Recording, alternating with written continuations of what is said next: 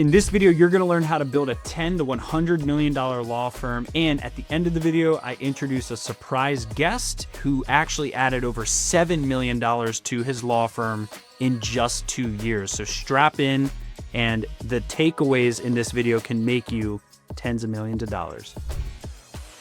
What's up, my peeps? Welcome to another episode of the Law Firm Growth Accelerator talk show. Today, we're going into how to build a $10 to $100 million firm. So we're talking about some big thinking. So I'm excited about today because we're keeping this kind of boutique today's episode. We actually didn't promote it too much, and I'm happy we didn't because I want to keep this kind of an intimate group of heavy hitters that want to go big in their firms.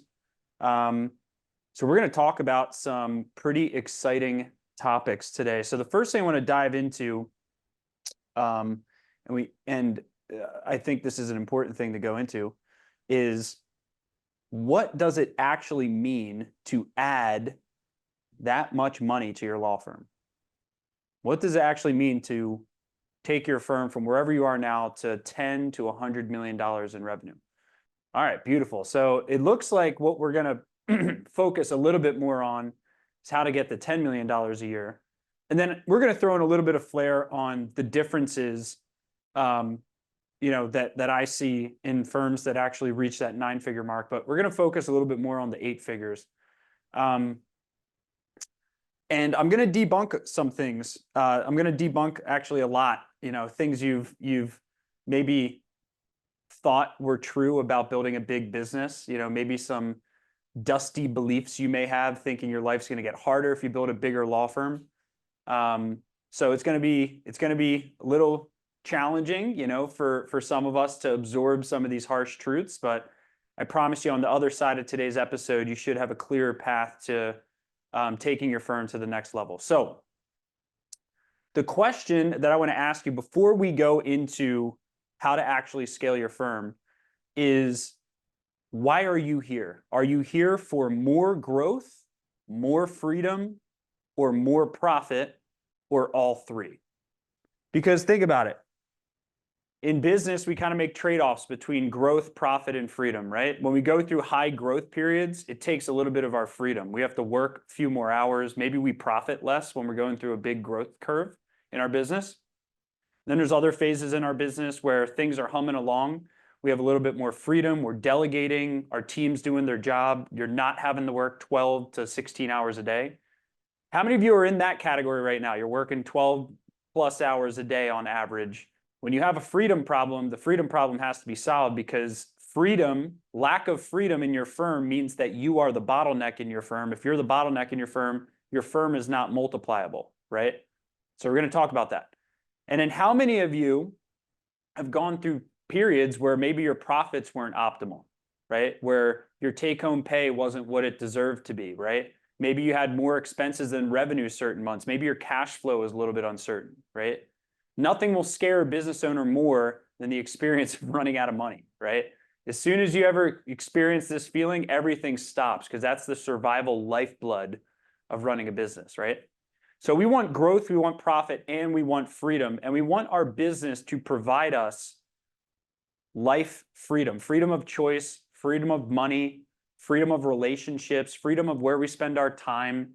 That's why we have a business. That's why we all went into business for ourselves. But as problems pop up, we get pulled in different directions, and growth, profit, and freedom starts to feel like a little bit more of a mirage, right? And more difficult and difficult.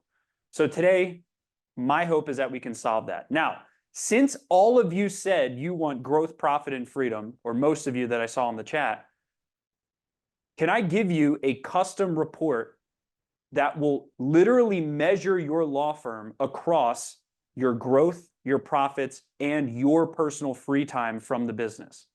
Will you allow me to give you a custom report for your law firm to measure your firm and give you an actionable battle plan across these 3 areas?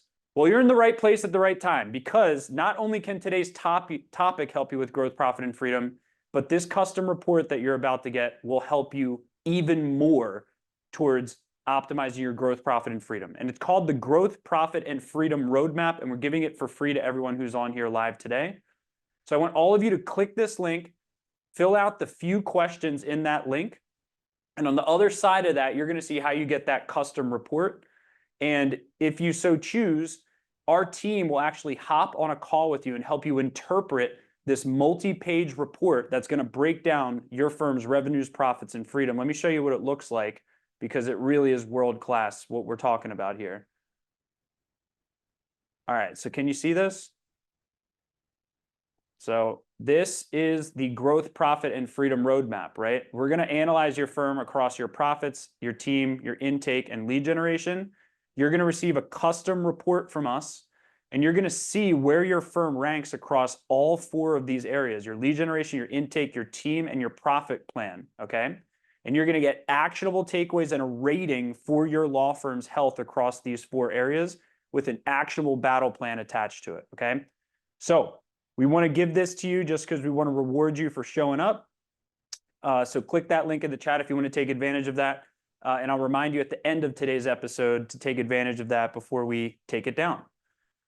All right, so let's dive in. How to build a $10 to $100 million firm. The first question I need you to ask is, what is the math?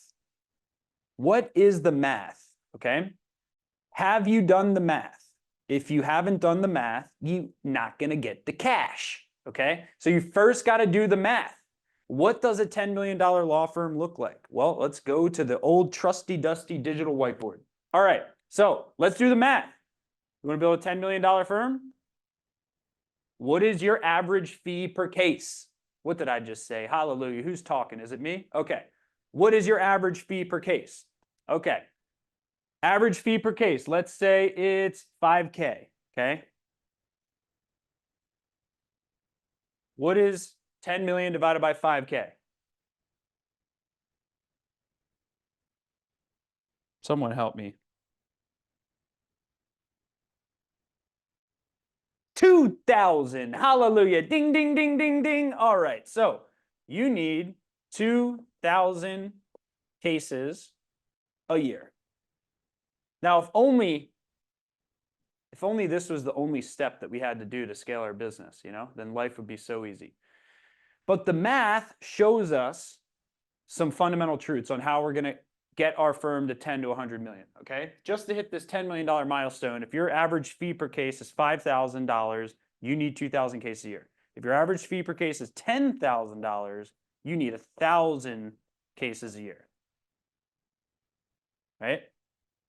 Now, divide that across how many attorneys or how many cases can be handled from one attorney in your law firm. How many cases can one attorney handle in your law firm at your average fee per case? So let's say each attorney can handle 50, like Gray just said, okay? Some of you will say 100, right? 50 to 100. Let's just use that as a placeholder. Well, if you need to pull in 1,000 cases a year and each of your attorneys can handle 100 cases each per year on average as an active caseload, you're going to need about 10 attorneys. Right? Then the next question to ask yourself is if I need to generate 1,000 cases a year, if I need to generate 1,000 cases a year, how many leads do I need, right? Well, if you turn 20% of leads into signed cases, you need 5,000 leads a year. If I get 5,000 leads a year and I convert 20% of them into signed cases, I get my 1,000 cases a year. If I get my 1,000 cases a year and I have 10 attorneys handling those 1,000 cases a year, 100 each, 10 attorneys.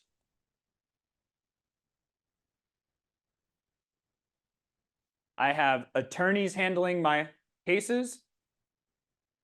Therefore, I'm not the one handling my cases. I'm asking you to remove yourself from this equation, think like a business, right? You would need 10 attorneys and 5,000 leads a year. So my invitation to you is that the formula is very simple to scaling your firm. You need to know what's called your lead abundance number. how many leads you must generate per year in order to reach your revenue target based on your average fee per case. What percentage of those leads you're going to turn into a signed case, right? That determines your lead abundance number. And then you need to also determine what I call your team abundance number, which is how many fee producers do you need on your team. So what are the two pillars going to end up being on our path to scaling our firms? Scalable recruiting process and scalable lead generation process, right? So once we've done the math here, we realize we're one scalable lead generation system away and one scalable hiring system away. Now, if you were to inspect the complaints, the mumblings of most law firm owners, what are the two things they complain the most about? The first complaint is there's no good attorneys out there. I can't hire A players for my firm, right? That is the very thing you must solve to scale your firm. So either you complain about it or you solve it. The second thing that most attorneys complain about is, oh, these are crap leads. There's, everything's a ripoff, blah, blah, blah, right? Lead generation. So what's really funny is you will always criticize that which you don't understand, right? So if you don't understand how to create a scalable lead generation system, then you're going to always point the finger and say, oh, I tried this marketing agency. It didn't work. I tried this. Everything's a ripoff, blah, blah, blah, blah. So the level of understanding you have towards something will be in direct proportion to the amount of time that you complain about it, right? So if you don't have understanding on how to create a scalable A-player recruiting system to hire A players for your firm, you're going to complain about that too. So the goal today is to kill the complaining, right? To permanently solve this issue. So first step is do the math. This is step number one of this entire process. Step one is do the math. So if you want to build a $10 to $100 million firm, please first do the math. On the other side of the math is going to show you the problems you must solve in order to get there. Now, for those of you, how many of you have never been on one of our live weekly talk shows before? All right, there's a couple people. Okay, so I'm sorry we didn't get to you sooner. That's on me. But yeah, we've been doing these for years and years. We do big events.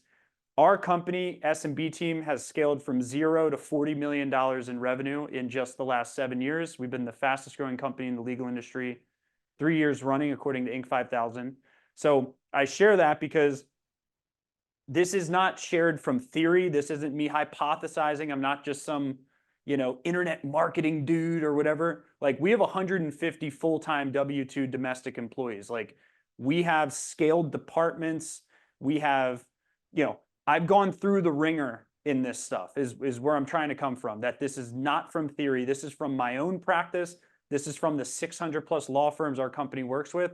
I've seen it time and time again, okay? The process that works in helping this. Step one, please do the math to understand how you're going to scale your firm to that next level. All right, step number two, we want to talk about raising the urgency. Raise the urgency. I call this twisting the knife, right? If I were to shove a knife into someone's stomach, right? Okay, I could just shove it in and then pull it out. But no, I want you to twist it around the lower intestines, twist it around. This is what I mean. I want you to twist the knife in yourself, build some pain, build some aggression within yourself as to why you are sick and freaking tired of running a small firm, working 12 to 16 hours a day, having no freedom, having way too little profit, way too little take-home income for all the pain, blood, sweat, and tears you go through in running your firm. That's what I mean by twist the knife. I need you to get pissed off for success, because it's not going to be easy to build a $10 million firm. But I can guarantee you this. It's also not going to be easy to perpetually run a small firm like you are now. So choose your hard. Choose your easy. Do you want it to be hard now, easy later? Or do you want it to be easy now and then hard forever? Right? How many of you have had a loved one or someone close to you that had a medical emergency suddenly? Does that ever happen to you? Right? Your whole world stops in the moment that a medical emergency pops up. You don't know when your time is coming. You don't know when anyone's time is coming, right? You don't have time. We don't have time. I don't have time. I am going to operate with bat out of hell urgency because I don't know when my time is coming. But I do know my time is coming sooner if I stay stressed. There is two types of stress, and this should help you raise the urgency, okay? There is eustress, and this is distress. There's two types of stress. What type of stress do you want? Most attorneys live with distress. Oh man, this is hard. Another client fired, another person quit. Blah, blah, blah. This is hard. That's distress. That's negative lensed stress. I want you to have eustress. This is self-inflicted, positive-oriented stress. Oh, I just acquired 3 law firms and took on $10 million in debt. Oh, you're still going to be stressed, but it's stress tied to multiplying your net worth, right? Stress applied to growth. I just quadrupled my marketing budget. I went from, X thousand a month to 4 times that. You're going to feel stress. You're going to feel people slip through your intake process. You're going to feel breakage. You're going to feel stress. Either way, the question is, do you want to feel stressed towards growth, towards building a legacy for your family, towards having unlimited free time, building the resource, this law firm, this precious asset that you have that can print money and build legacy wealth and create a huge impact in your local market? Do you want to feel stressed towards building something? Or do you want to feel stressed flatlining, treading water through life? That's what I always come back to myself, right? And I always am trying to twist the knife, always trying to raise the urgency to remind myself there is no time. I cannot wait until tomorrow. What could be done today? Number 3 I want to share. These are just kind of opening things. By the way, we do have a surprise guest on today that in just a couple minutes we're going to introduce, who added over $7 million to his law firm in just 2 years. So I'm going to introduce him in just a few minutes. It's going to be off the chain what we have in store. Number 3 is I need you to understand the benefits.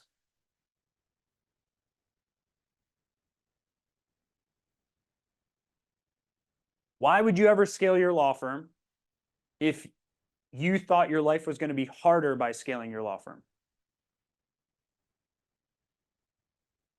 You wouldn't, right? If you think your life is going to get perpetually harder by scaling your firm, you're just going to stay where you are and just keep it the way it is.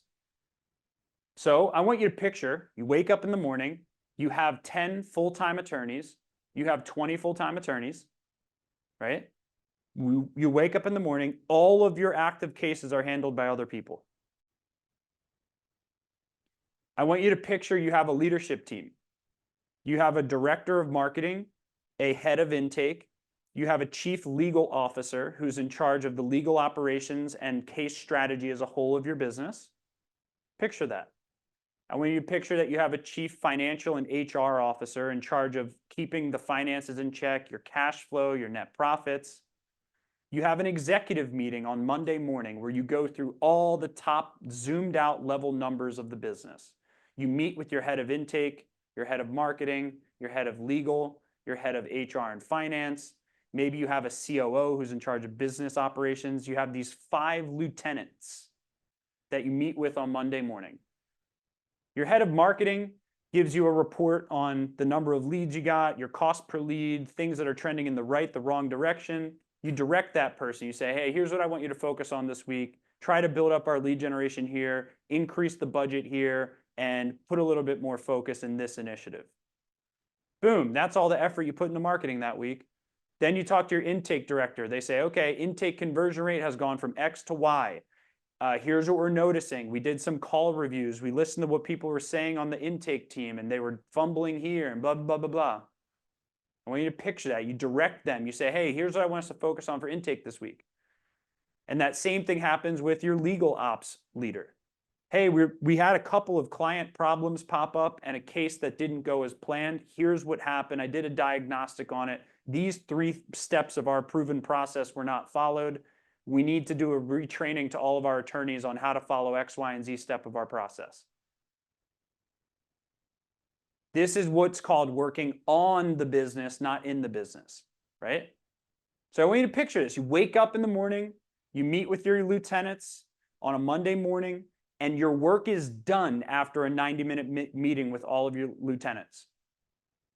So what now is 12 hours a day of work plus now is 90 minutes a week of high leverage work, and then you have lieutenants running all parts of your business.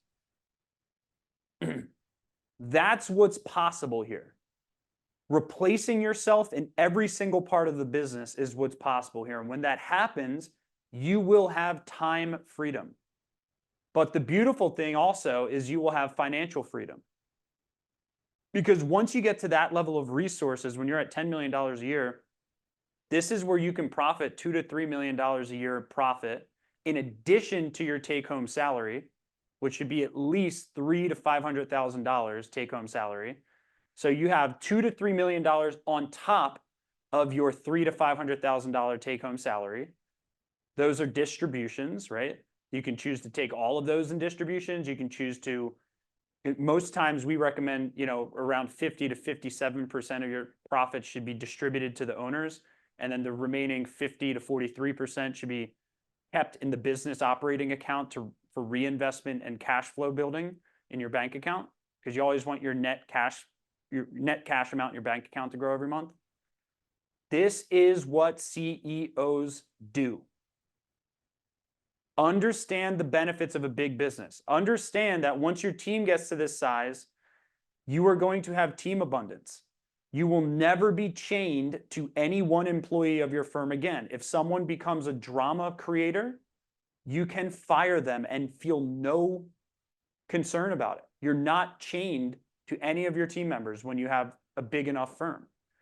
You have so much lead volume that you can pick and choose all the highest quality cases. You don't take on any cases that are not perfectly fit for your business. That's what we call lead abundance. You have real wealth and freedom. You have an asset that's sellable. You could sell your law firm for $10 million and walk away because it's an asset that works without you. You have quality of profit, meaning, yeah, you're profiting a lot, but there's also trial attorneys that make a couple million a year that work 16-hour days every single weekend, abandon their families, and go through multiple divorces. So all profit is not created equal.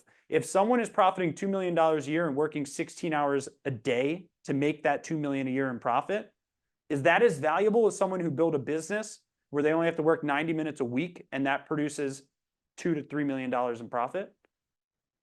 It could be the same amount of profit, but your time freedom is the main variable that needs to be applied to profit, because not all profit is created equal. So we call this quality of profit, right? That's understanding the benefits.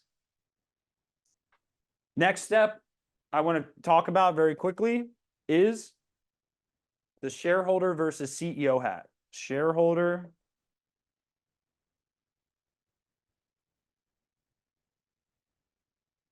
I have this guy who was on a board of directors for some companies, and this guy who ran this $100 million company basically goes to like one board meeting a year with the board of directors of this company, and he basically just says, I want the company this year to profit $30 million on our $100 million.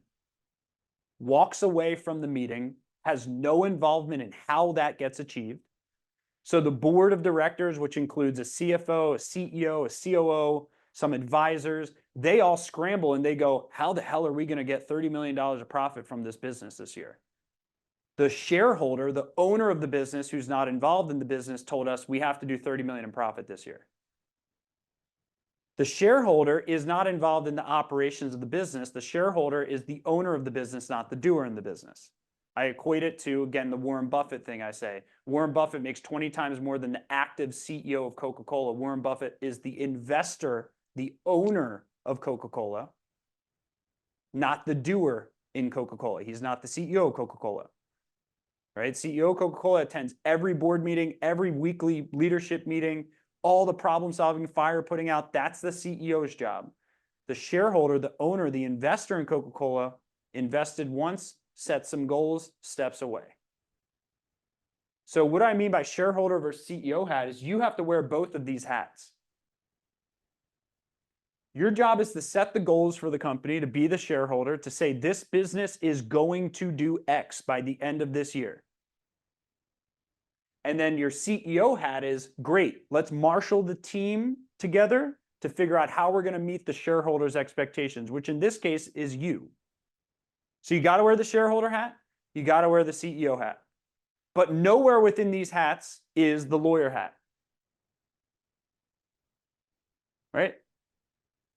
And that's tough. You're going to have to decide which types of cases you want to give up over the long term. You're going to have to set a date in the future that by this date, I either handle no cases personally, or by this date, I only handle cases of X, Y, and Z nature, a very specific type of high value cases that give you passion and fulfillment to handle on an annual basis, right?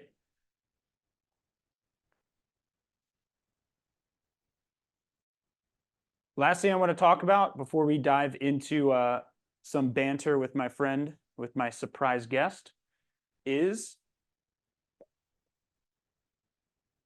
you got to get really good at investing. Get good at investing. Get great at investing.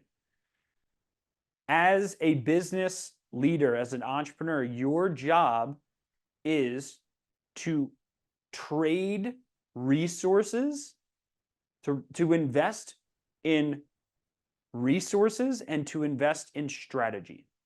Okay? So when I say investor, you got to get really good at investing. I'm saying your job is to decide where the resources of the law firm go. Right? Warren Buffett was once asked, what are the things that you do on a weekly basis? He said, I pick great managers and I deploy capital. And he may only deploy capital like once or twice a year or 0 times a year. So he's really always in this mindset of, I want to find the right opportunity to go all in on. And if I don't find the right opportunity, I'm going to continue doing my research. I'm going to continue probing in, right? Charlie Rose did this thing where he flew out to Omaha, Nebraska to like film what Warren Buffett was doing in the average day. Charlie Rose flies to Warren Buffett's office, gets there, and Warren Buffett's like, I'm sorry, this is actually like there's like a recorded like thing of this with Charlie Rose and Warren Buffett. And Warren Buffett's like, I don't know what you're going to film, Charlie. I have nothing in my calendar. I'm getting lunch with a friend at 12 here in Omaha that I've known for a long time. And my whole morning and my whole afternoon, I'm just going to be reading annual reports. Like, and that's where the whole thing came out that Warren Buffett reads like 8 hours a day, right? Well, why? Why does he read 8 hours a day? Well, because he has people to execute the day-to-day work in every company he's a part of. He is trading money for more money. He is deploying resources. He's resource allocating, right, behind the best ventures in his business. So the ultimate way to time freedom is to stop trading time for money. If you trade time for money, you will always have to exchange more time for more money. So it's just a different paradigm. It's just, I'm not going to trade time for money anymore. I'm going to trade money for more money, and I'm going to find the right strategies to put my efforts behind in my business, and that requires me to constantly educate myself on what? Educate myself on the law or educate myself on business? I would venture to guess most of you are already pretty damn skilled at the law. Garbage in, garbage out. If you read nothing about business, if you don't attend business seminars like this one, I'm talking the language of business right now. How many of you notice that right now? If you and I were to sit down face to face across from a table, almost 100% of the conversation would be about business. Because I have trained myself to think business, to talk business, to negotiate from a business perspective. And that was a learning curve. And it was not easy to do right off the bat. But if you talk business, if you read business, you will think business, you will act business, you will delegate, you will hire A players, you will eject yourself from the day-to-day of the business. You will start trading money for more money, not time for more money. So this is a mindset shift. So I want to welcome a surprise guest, the one and only Sami Ragab, my fellow biohacking brother. We put our bodies through the ringer with the 80,000 supplements we take. Yes. You know, that's why you'll see us kind of scratch our neck every now and then. So Sami, give a quick introduction. And yeah, I'm excited to dive into some of the principles you use to wave a magic wand and add like $8 million to your firm in a few years. Hey guys, good to be here. Thank you for having me, Bill. So my name is Sami Ragab. I own the Ragab Law Firm in Denver, Colorado. Little background about me. I really am a serial entrepreneur. Started my first company around the age of 20. Ended up going to law school, not really because I wanted to be a lawyer, but because I wanted to understand business better. I wanted to get to that point where I didn't need a lawyer to tell me how to go through transactions and business acquisitions and whatnot. So I did a JD MBA, started my law firm immediately out of law school, which is crazy. I don't think anybody has any idea what they're doing right out of law school, but you just figure it out. So I ran that as a solo for about 6 years, took all the money I made, just invested in other companies, and then woke up one morning and realized that the legal industry is ripe for disruption. Operators in the legal industry are just not that good at business. You know, they're great lawyers, but they don't know how to scale a business. So decided I wanted to scale it. And within a couple of years, we went from 175,000 or so to about $7 million of trending revenue. I was mesmerized by everything you shared, so I was meditating on the words that you just used. Okay, so you go from doing 100,000. By the way, put a me in the chat if you can remember when you were just doing 100,000 or so a year. The reason I want to bring Sami on is because for him to go from 100,000 in revenue to, you know, $7 million in revenue in 2 years, obviously he operated from a completely different playbook than the average lawyer. So my question really is like, what was that playbook? You know, it's really just a business mind, right? At the end of the day, I was looking to get myself out of the casework as soon as possible. I do not enjoy sitting there for extended periods of time, writing long briefs and filing motions. You know, staring at a computer for 12 hours a day is not what I would consider to be the best use of my time. So I quickly realized that I needed to hire attorneys. The second I could hire attorneys, I could free up my time to work on expanding the business. And that turned into, you know, got a few attorneys and believe me, it was hard in the beginning, right? You have no idea how to do legal recruiting. You know, throw up a job post on Indeed and someone applies and you're like, hey, are you really good at what you do? And they're like, yeah, awesome, great. Let's give it a shot and let's see what happens, right? So, you know, it took a few attorneys to really catch on. That was definitely a stressful period. And I think that's probably one of the most stressful periods is expanding from a solo to growing it to maybe a 5-person firm. But the mindset shift of I'm here to grow a law firm and not here to do the legal work is the most critical component to getting that level of growth. And when you're focused on, you know, the first thing you have to have is the mindset, right? It's not just I want to get out of being a lawyer. It's how fast do I want to grow, right? And what am I going to do to hit ridiculous goals like that? Are you building and strategizing your business so that you can hit those goals, or are you just going with the national average law firm growth of 4% and calling it a day? Those are two very, very different mindsets. Damn. And what was I assume, I mean, well, I broke down the principles earlier, which is always fascinating to see the principles compared with what I wrote out. So what I said was the two pivotal strategies that have to be decided upon is your scalable recruiting strategy and your scalable lead generation strategy. So it seems to me right off the bat, you wanted to eject yourself from casework. So it was easy to immediately learn, okay, great. If I'm not going to do all the work, I need to find a scalable recruiting strategy for A player attorneys, which you just shared. The second half of that is scalable lead generation, which I assume you also had. So kind of break that down. I mean, to be honest with you, and I will always give credit to where credit is due. I turned to SMB team and I said, hey, this is where I want to go. How am I going to get the leads to get there? Right. So you don't need to figure this out on your own. And the best advice that I can give anybody who wants to quickly grow is not just in terms of marketing, but always find the person to solve your problem. If you're not an expert at it, don't try to solve it yourself. Right. And that applies to numerous areas that I'm sure we'll get into. But I recognize that I need a massive amount of leads to come into the door for me to get to where I want to go. So I went and hired a marketing company. And you weren't hands off with us as your marketing company. You were very hands on, almost, should I say, controlling?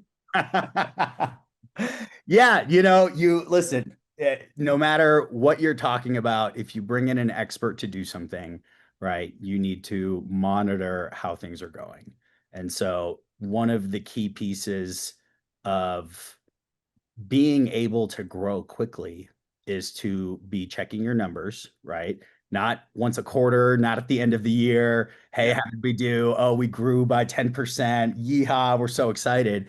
So we also follow EOS, right? The entrepreneurial operating system. And if you haven't read Traction, you definitely should, which calls for a L10 meeting. It's your leadership meeting once a week. We do it on Mondays and we review our numbers extensively to figure out what's working and what's not working. And Yeah.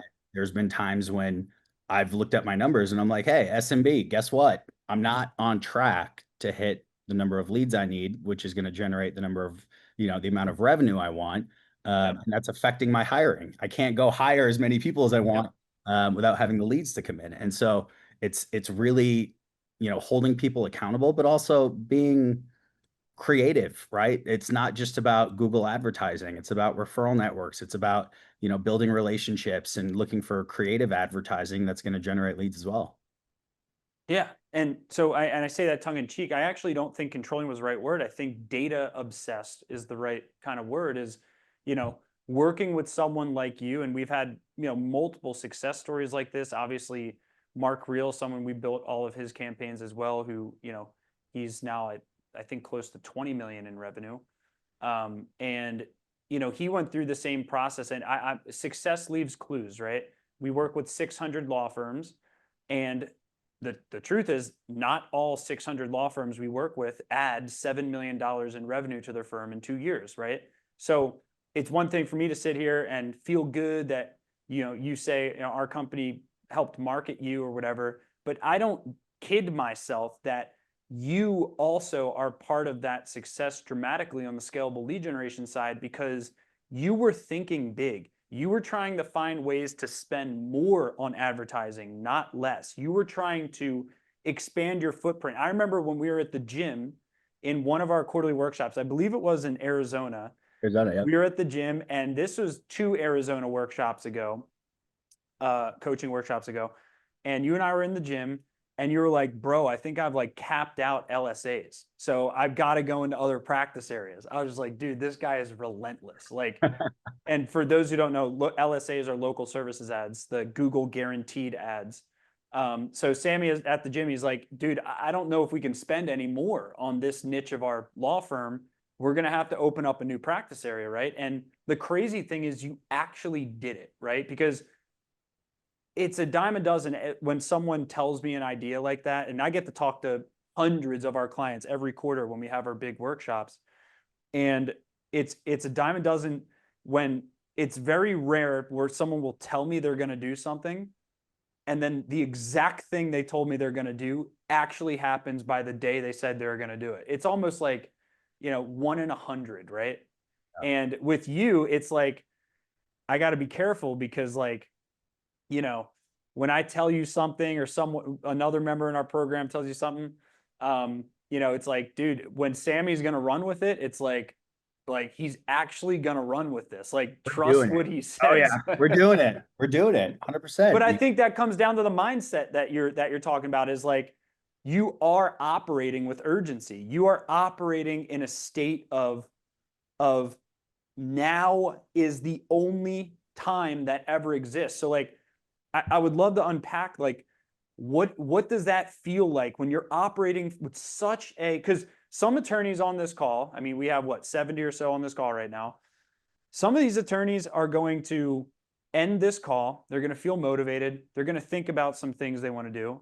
And then a week or 2 weeks are going to go by, and the things they thought of during this call aren't going to happen. Like, I really should get some cases off my plate, so I can have more freedom. Or I really should increase my marketing budget in this area. Or I really should find a new marketing partner. But what is the gene, the thinking process, the belief that causes you to come up with the idea of what you want to do, shut off the thinking brain, and immediately execute it? You know, I just don't give myself an option not to, right? Mm, I have ridiculous goals for what I want to accomplish in life. And the reality is, every day that you go, you sit there and you think about it, right? You just sit there and analysis paralysis. Well, I would like to do this, but this is risky, right? This is really risky. Uh, I don't have the time for that, right? I mean, I have goals that I need to hit. I have people that I need to help. My goal in life is to make $1 billion philanthropic impact on the world, right? mm, And that means if I don't complete my goal, I am letting a lot of people down. That's mm, not optional, right? And everybody can have their own goal, right? That doesn't need to be that crazy, but maybe it's supporting your family or retiring your parents, or it could be 1,000 things, or giving your kids the best possible life. To have a lackadaisical approach to hitting your goals is just completely defeats the purpose, right? You have time available in your day, and you know every single time I sit with my COO and I tell him this is what we're going to hit next year, right? His initial reaction is, you are fucking out of your mind. yeah. Literally, right? Every single time. You are insane. There's no possible way it's going to happen. And then I always come back with this harsh, brutal statement. And it's, if there was a gun to your wife's head right now, could you do it? Right? And it's messed up, right? It's, you know what I mean? Like, Yeah. it makes you immediately go, Yeah. yeah, I would do whatever it takes, Yeah. right? No Yeah. matter what I had to do, I would do it. Well, great. Why do I have to put a gun to your wife's head? Let's just go Yeah. ahead and Yeah. do that, right? Yeah. It Yeah. worked every single time. And I guarantee you, if I came in and I doubled the already crazy 4x that I want to accomplish every year, I'm like, hey, Yeah. we're going to 8x every year, right? Oh, that's crazy. That's crazy. All right. Gun to the wife's head. Can we do it? Yes, I would figure it out. Yeah. Right. Yeah. Yeah. And I think that, it's funny because, like, look, I think I've been thinking about this, by the way. A better way to frame that is, if your whole family were to get kidnapped, because that There you then go. is not, then Doesn't sound yeah, as bad. yeah, but maybe gun to the head is more, more More visceral, actionable. Yeah. Yeah, more actionable. Yeah, that's the word. Um, so I think the urgency pillar is crystal clear. If I was psychoanalyzing you, I would say you are a high urgency person. Like, you operate with urgency every single day, which obviously was step 2 for a reason, because I knew I was interviewing you after these steps. So raise the urgency. Um, Action is going to solve 90% of your problems, not contemplation. Yes. Like, yeah, they say that making a sale, like, sales can cure all problems. My nuance to that is, that's not fully true. Profitable sales can solve all problems in a business, right?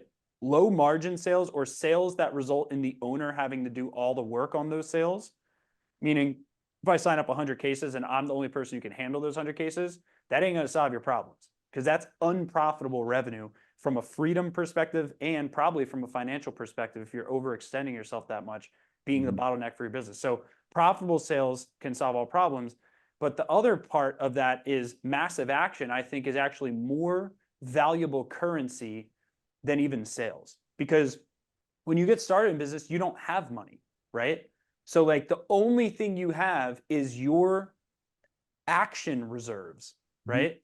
And if I take one entrepreneur who takes 10 actions per week and another entrepreneur who takes 100 actions per week, this is where the myth of work hard or work smart comes in my viewpoint. Do you want to work hard or do you want to work smart? Everyone says work smart. My question is this: how do you learn how to work smart without working hard, right? So working hard is the path to working smart. If I pound my head against the wall 1,800 times, make all these mistakes, learn all these rapid lessons by taking a ton of action, taking a lot of mistakes, I worked hard during that time period. But I gain wisdom points quicker. Yeah. Because I made more mistakes in a faster, shorter time period. Now I know what not to do again in the future. But if instead I contemplate for 1 week, 2 weeks, 3 weeks, 4 weeks on one decision, those 4 weeks are all wasted time of learning from the actual marketplace. The marketplace is the best book you could ever read. If everyone were to just replace whatever books you read throughout the week with, instead of reading books to learn, I'm not saying instead of, books have changed my life and they're absolutely essential to your growth path. But I'm saying if I had to choose one, I would learn through market feedback, right? Roll it out, do the thing, see if it works, see if the marketplace disciplines you or rewards you for this decision.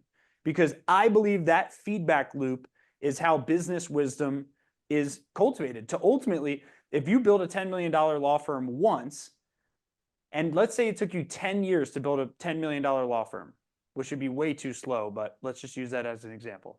So, especially for you, because it took you 2 years to almost get there. So let's say it took 10 years to build a $10 million law firm. If I were to sell my law firm at the end of that time period and go start another $10 million law firm, it should only take you 1 year to do that. Because the 10 years of massive action you put in to build a firm to that size now gives you business wisdom to know, oh, bada bing, bada boom, here's how you recruit, here's how we deploy capital, here's where we want to spend money on marketing, here's who we want to hire here, boom, boom, bop, bop, bop, bop, bop. 1 year, you have a $10 million business. So that's why I respect your massive action gene, and the massive action gene of all entrepreneurs that move quickly is it's the shortest circuit path to business wisdom and working smart. So what do you think about that? Yeah, I mean, I agree with you. I think, at the end of the day, the best advice I got from an entrepreneur was actually Mark Real, right? He told me, I said, how did you do this? You've grown so quickly. He's like, go faster. And I said, well, what about, recruiting? Go faster. Well, what about, you need money for marketing? Just go faster, right? Just go faster, go faster, go faster. And I've implemented that and it freaking works, right? Yeah. You just need to speed through your problems. You need to find the fastest, best solutions and immediately go execute. And permanent solutions. Yes. But just to be clear, right? Things have not gone 100% smoothly throughout this process, right? We have had dumpster fire days where I walk in and I'm like, oh my God, everything's broken, right? The world's about to collapse. You go through and you solve the problem. And maybe it means that you go hire an expert. Maybe it means you hired somebody that you thought was an expert that you then have to terminate. But it doesn't matter. If you're not taking action towards those things, then you're not going to solve any of these problems. So I think my big takeaway here is urgency is massive importance. You probably did the math. Yeah. You probably had all spreadsheets planning out exactly where you were going, right? But just to be clear, I'm not the numbers guy, right? Yep. That's an area that I can be, but it's not my expertise. So I went out and I hired a numbers guy. Right? You identify the things that you know you need to have. And if you're not 100% competent, then go hire somebody else to solve that problem for you. Yep. You understood the benefits. You saw a vision in your mind of what you wanted to create. When you said that you talked to your CEO, you were wearing the shareholder hat. You were telling him, hey, this business is going to do X by the end of this year. Now, you also happen to be CEO, but you had already mastered this equation. And you obviously have gotten good at investing because you're spending money in the right places in your marketing and your hiring to get to where you are. So I really think these principles are things we can come back to. Um, I think getting to $10 million, it's very fascinating. As I'm talking with you, I'm thinking like other, 8, 9-figure entrepreneurs I'm close with. It's funny as you go up the pecking order in terms of the how established an entrepreneur is, the more your conversations become about mindset, the less about tactics. Yes. Right? The lower level entrepreneurs you deal with are all seeking tactics. They're all like, oh, what's the next AI thing? What's this? What's the best case management thing I could use? Is there like a swipe file I can use for my intake? Is there like a downloadable cheat sheet thing? And that's because when you haven't realized this is an identity and a belief system game, you seek tactics because tactics are external from you and it feels good to download things without looking yourself in the mirror and questioning, hey, all these tactics have already existed. Why haven't I used them yet? Why is my business still where it is? The only person you have to look at is the person in the mirror. And once you realize that through all of your business failures, through all the mistakes we make, right, on our path to growth, you realize the reason my business isn't growing, the reason this person quit, the reason this lead generation didn't work, the reason my intake's broken, the reason is me. I am the reason. And as soon as you realize that, you all of a sudden enter a mindset economy where you understand I'm going to get compensated into how fast, in proportion to how fast I grow as a leader. I'm going to get compensated in direct proportion to how much I grow as a leader, how much I grow my confidence, how much I grow my belief system of what's possible, grow my belief system in terms of what goals I should set for the business, right?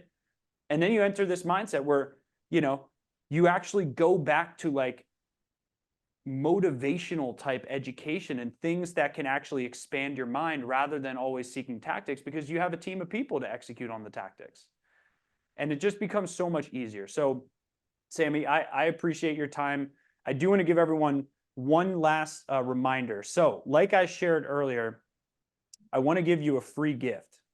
And I know not all of you took advantage of it, but quite a few of you did. So we only have about, I think, 6 more spots for this growth, profit, and freedom roadmap. So my question again is, how many of you are here for more growth, more profit, and more freedom in your firm? If that's you, I want you to take advantage of the growth, profit, and freedom roadmap. Again, this is completely free. You're going to fill out some questions about your firm's lead generation, your intake process, your team, and your profit plan or lack of it. And then we will plug you into our analysis algorithm, which we've created on the back end of this app that we have.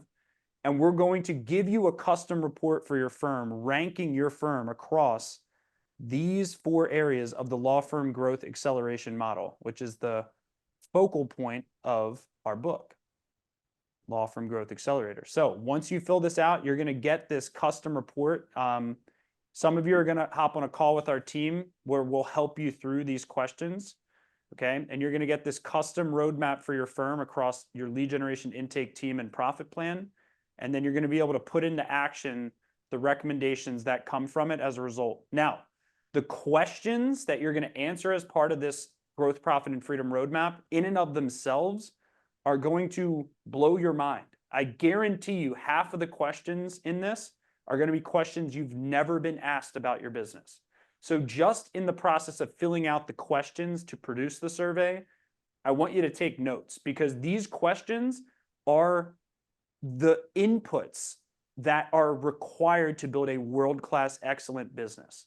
So don't just study the report, but study the questions that produce the report. I personally designed all of the questions that are in this analysis. Me personally, I wrote every single one of the questions for this. So if I was investing in your law firm, these are the questions I'd ask. I want you to put on the investor mindset for your law firm and take advantage of the growth, profit, and freedom roadmap right now before we start charging for this. We're going to charge thousands of dollars for this in the future. And because it's new, we're giving it away for free. So the link is in the chat. smbteam.com/roadmap, smbteam.com/roadmap. If you want to be one of the final 6 firms that we're going to allow to fill this out right now during today's talk show. So Sammy, what are your parting words for everyone who's ready to build a $10 to $100 million firm? It's got to be go faster. Mm, Just go faster. Remove the barriers in your head that say I can't or that's unreasonable. mm, Completely remove that and think to yourself, how am I going to do it? It's not that you can't do it, right? It's the gun to the head analogy. You can if the sense of urgency is high enough. So just start mm, thinking about how, and it may be a completely different model, different strategy than you have previously taken, and that's okay. It's okay to try new things. mm. Yeah, my feedback would be invest more money in your business. That is one of the top common denominators I see across all the firms is if you think spending $50 a month to invest in your firm is a lot of money, you're not going to go places. You're also not going to attract A players because you're going to be penny pinching, when you're trying to hire people. Oh, I don't want to pay them too much, right? You're not going to attract A players if you don't spend on A players, and you're not going to attract the right fit cases if you don't spend enough on marketing. So you got to rework your money beliefs completely. And what you once thought was a lot of money, I want you to think as pennies going forward. So I appreciate everyone's time. This event is sponsored by the one and only S&B team, my company, my precious baby. Yeah, if you're looking for fractional CFOs, fractional COOs, or the #1 results producing business coaching program in the industry and the fastest growing marketing agency in the legal business, you can go to smbteam.com. That's all I got. I'll see you guys next week when we have, I believe I'm holding next week, and we have a very special topic that will be on the topic of growth, profit, and freedom as a masterclass format we've never done before. So I will see everyone next week, and make sure you make some big, bold CEO decisions this week. Go get it. Peace out, everyone.